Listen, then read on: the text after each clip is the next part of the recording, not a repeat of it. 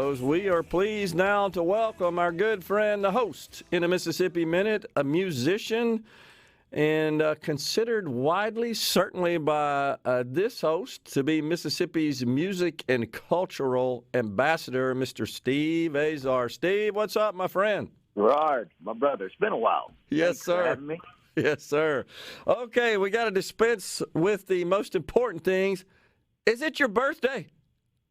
Yeah. You know, I got one of those birthdays where the country finds out when they're radio, they announce it, and so you know, I can't hide my age. It's part of the deal. Well, I've been getting hammered by radio folks all over the country this morning. Well, happy birthday, my friend. Thank you, buddy. And Thank you and so of much. course, many, many, many more. We appreciate you joining us today. Tell us about the Mockingbird Songwriters Music Festival. This would be the third annual. Yeah, you guys have been so supportive, and I can't thank Kim and Steve and Will and you guys enough. Paul, everybody, it's been awesome. It's our third annual. You know, selfishly, I love to have my old pals and pals of my pals who, when we all were in Nashville trying to figure it out, one would have a hit, and then we go, oh, we can do it. You know, another one would have a hit, and we go, oh, okay, all right. You know, we got to the point where we could literally go into a room when a song would be being written, and we go, oh, that's something.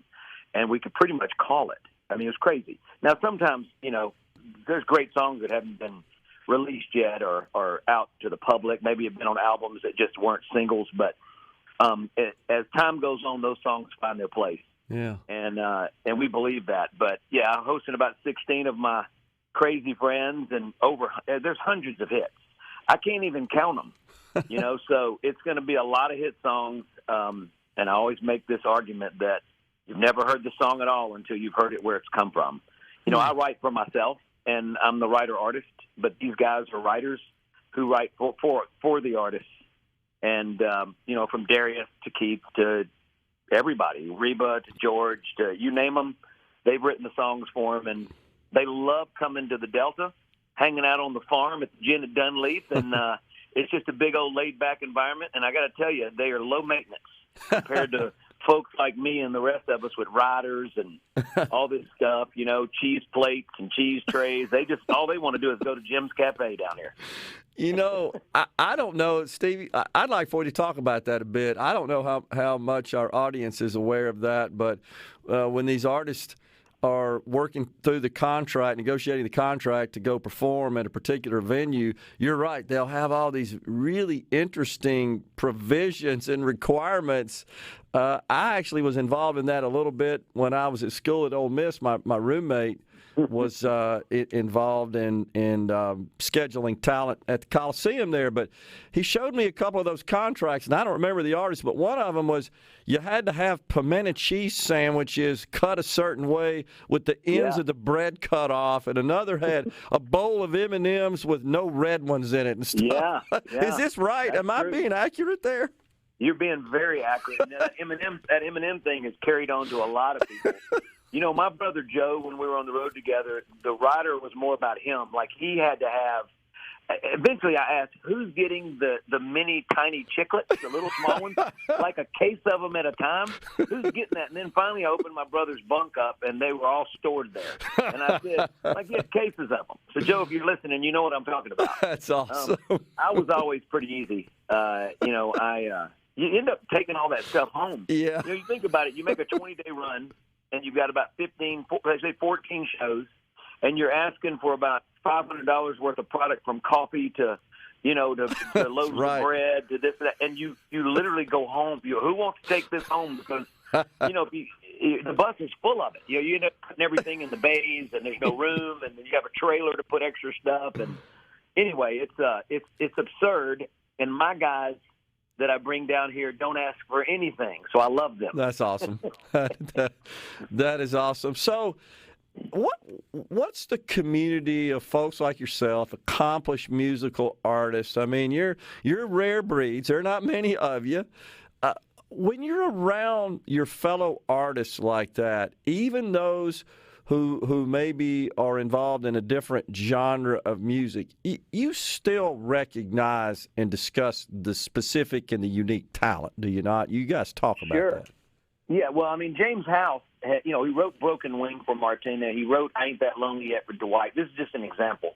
He wrote in a week or two for Diamond Rio. He had his own hit, This Is Me Missing You, and a couple others. But his last 5 or 6 years, he's written most of, or a lot of, like I would say 3/4 of Joe Bonamassa's music, who's one of the great blues legends in the world right now, currently. Yeah. So they cross over. My buddy Clay Mills wrote Darius's first #1 single, and then he ended up writing something for the Hootie and the Blowfish record with him. And so it crosses all over the place. A great song, Jim Moose Brown and Don Sampson just got a Willie Nelson cut.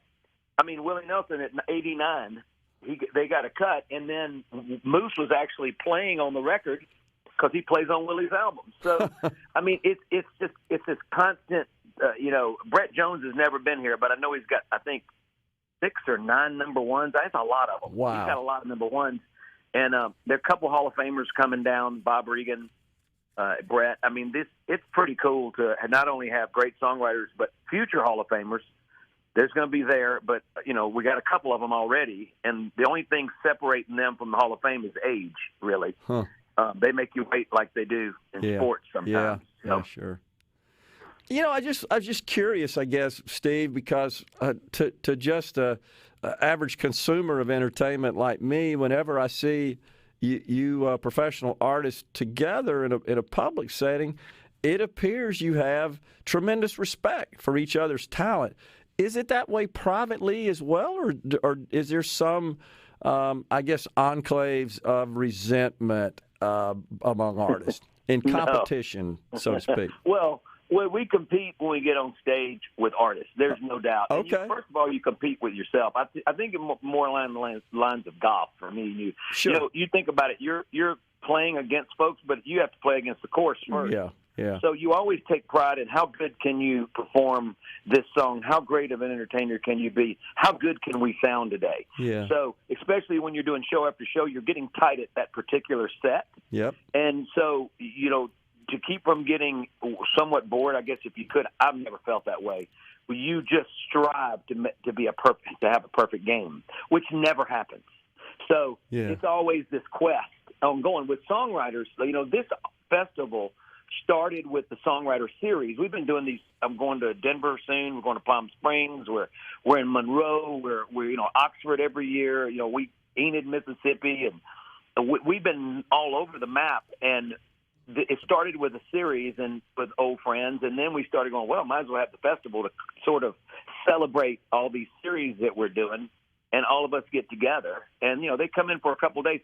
They're only going to play for about 90 minutes per three singer-songwriters, but they love to come and spend 2 full days and hang out.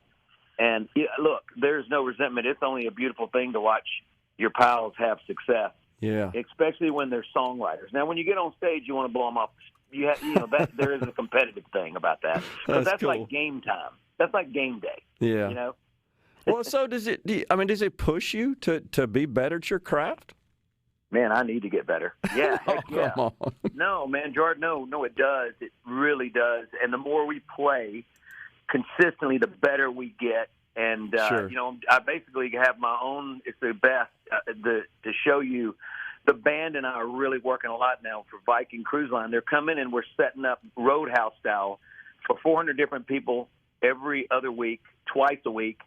And it's a matinee thing, and there's all this Delta food. And I'm playing all of my songs about the river and my Mississippi Delta and Mississippi in general. We got kids coming down the aisle singing One Mississippi with me. I mean, that's awesome. It is my own. I'm sort of Buck Owens with my own Crystal Palace, sort of. Yeah. Or it's my own version of Dollywood. I mean, I'm telling you. So it's been a blast and a blessing. And so we're really getting tight again. All right, so the festival, the dates, and how can folks attend it if they want? 2023 Mockingbirdfestival.eventbrite.com. Go to that site, 2023 Mockingbirdfestival.eventbrite.com. It's cheap ticket. It'll be a little higher at the gate, but it's $40. We're going to give some proceeds now to to our folks just south of us that were devastated with tornadoes. First, it was the pumps. They couldn't farm, and now it's this. So we're going to turn this into a bit of a benefit as much as we can. And we're going to auction off a guitar with everybody's signatures. Sounds we're going to raffle off some, anyway, donations. So it's turning that. You bring your own chairs, BYOB. We got a couple great food trucks, Doe's and Lost Pizza. And it's just going to be a great time on the farm down in Leland. The Gin at Dunleith in Leland, Mississippi, the Mockingbird Songwriters Music Festival. Steve, always good to talk to you, my friend. Appreciate it. Congratulations. Love you too, buddy. Talk soon. Coming right back in the Element Wealth Studios. Stay with us, folks.